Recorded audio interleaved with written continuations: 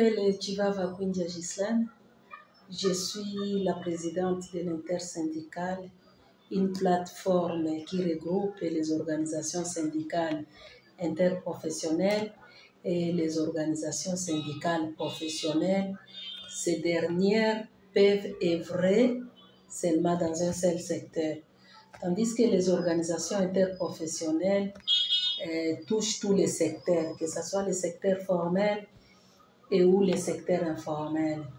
Et aussi, je suis la responsable du syndicat INTC en province, INTC qui signifie Union nationale des travailleurs du Congo.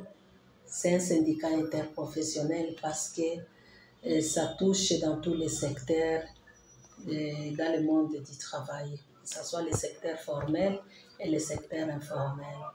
Merci beaucoup, monsieur le journaliste. D'emblée, d'abord, nous devons définir le SMIC, c'est quoi? Le SMIC, c'est le salaire minimum interprofessionnel garanti. Le salaire qu'un travailleur qui travaille, je m'excuse pour la tautologie,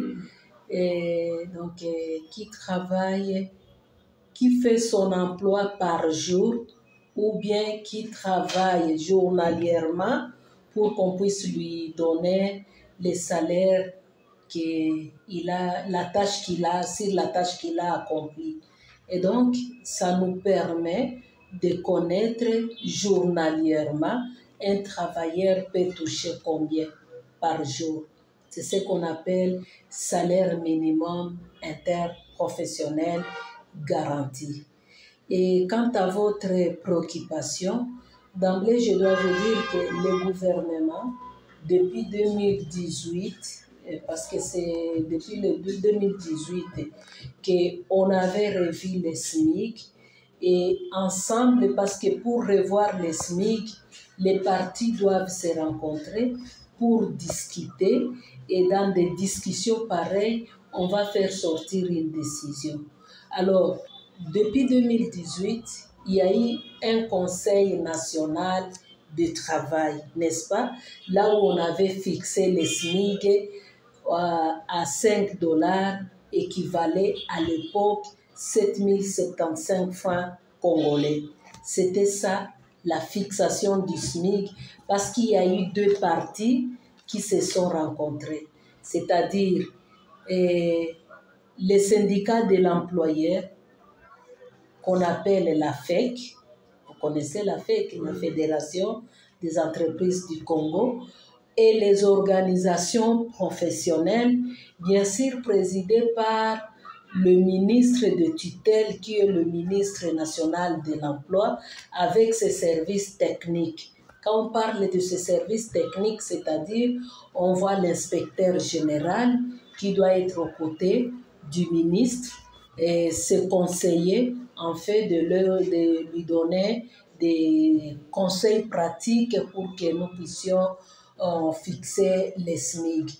Alors, les partis se sont rencontrés en 2018 pour fixer les nouveaux SMIC. Et la décision, dans ces assises, on s'était convenu que le SMIC sera de 7075 francs, valeur de $5, donc équivaut à $5 américains. Et d'emblée, je dois vous dire qu'on a réajusté le SMIC comme tu viens de le dire, mais il n'y avait pas une augmentation.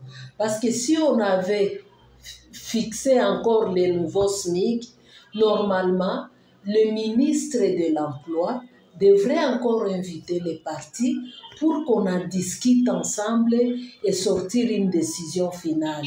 Et donc, vous comprenez, messieurs les journalistes, que le ministre n'a fait que réajuster les salaires minimums au taux du jour.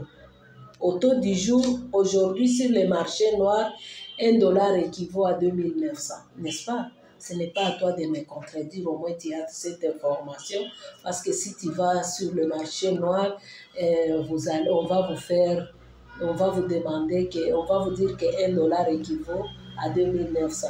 Et voilà que le ministre national de l'Emploi a juste réajusté les SMIC au taux du jour. Au taux du jour, c'est-à-dire les 5 dollars équivaut à 14 500 francs congolais. Et donc, je dois dire à la masse laborieuse, aux travailleurs et travailleuses, que ce soit du monde, du monde du travail, du secteur formel et informel, que les agents de l'État qui sont régis par le Code du travail n'ont pas eu une augmentation des salaires, mais on a juste réajusté ces salaires, ces SMIC-là qui est le salaire journalier.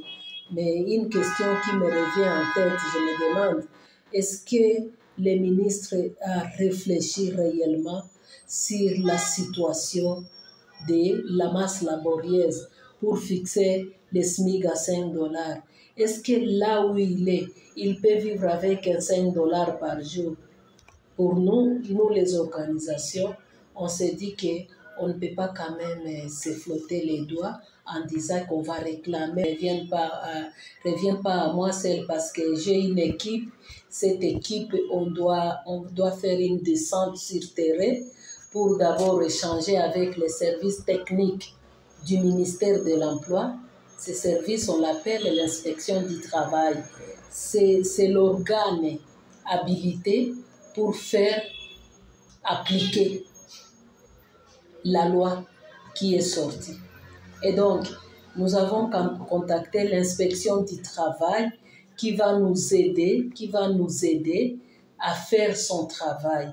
Et aussi, on a demandé aux travailleurs, à la masse laborieuse, à nos membres, de nous informer à temps là où on n'a pas appliqué les SMIC.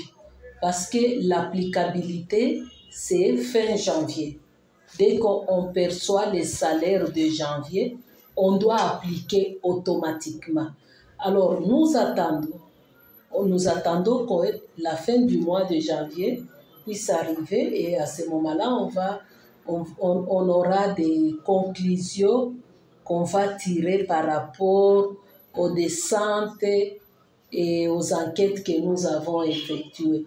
Mais d'emblée comme ça, on ne peut pas dire que déjà il y a telle entreprise qui n'a pas appliqué les SMIC, mais au moins on a été en contact avec les services techniques du ministère de l'Emploi et il nous a promis qu'à la fin du mois, il va larguer les contrôleurs du travail pour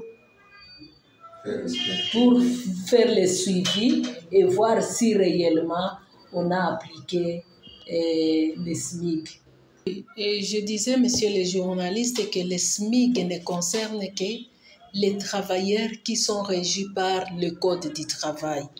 Quand on parle de cette catégorie, c'est-à-dire on voit les entreprises para-étatiques comme la SONANS, la SNEL, la Régie des eaux, la CNCS, RVA, INPP et j'en passe. Même pour les entreprises privées, on voit la Bralima, la société Cotecha, la société Pharmakina, dans les écoles privées comme Elite, Enfants du Monde et j'en passe.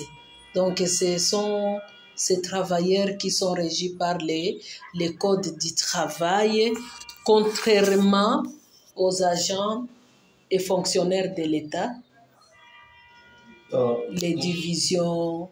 Pour ceux qui travaillent, disons, à la fonction publique, dans les grands magasins, ils sont concernés aussi parce qu'ils dépendent de ces SMIC-là.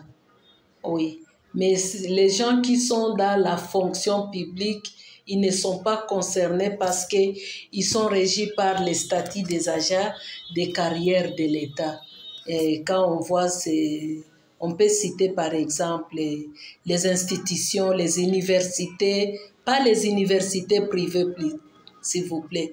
Parce que si on doit mettre aussi l'IEA comme université dans la catégorie des gens qui sont régis par les codes du travail, par les SMIG. Mais par rapport à l'IEA, nous avons l'IOB, c'est une institution de l'État. On a l'ISTEM, on a l'IEC. Ce sont là des institutions et même les divisions. Cette catégorie ne sont pas concernées. Merci. Voilà. Merci. C'est une recommandation à nos partenaires sociaux, là où on n'a pas encore appliqué les SMIC, parce que nous connaissons, je ne vais pas dénoncer ces entreprises au niveau des médias, le moment venu peut-être on va les faire, mais nous leur demandons de respecter scrupuleusement l'applicabilité de cet arrêté. Parce que s'ils n'appliquent pas ou s'ils ne s'appliquent pas, il y aura des sanctions sévères envers eux et il y aura des amendes qu'ils vont payer. Voilà.